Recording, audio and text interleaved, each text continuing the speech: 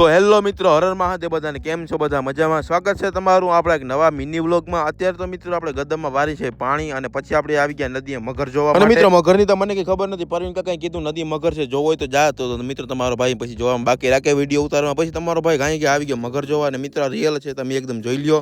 અને આ મિત્રો મગર તો આપણે જોઈ લીધો. પછી આપણે ગામમાં થોડું કામ હતું, એટલે ગામ બાજુ મારે મૂકી તરત ગાડી લઈને તણા કરતા આપણે પૂગ્યા રોડ ઉપર. તો મિત્રો આપણે આવ્યા હતા ગામમાં બકાલું લેવા, તો પેલા મસ્ત મજાનું બકાલું લઈ લીધું ને હવે આપણે થઈ ગયા ઘર બાજુ પાછા. મિત્રો બકાલું ઘરે તો આવ્યા ગયા. હવે અત્યારે જઈએ છીએ આપણી ઇન્દ્રેશ્વર મહાદેવની આરતીમાં.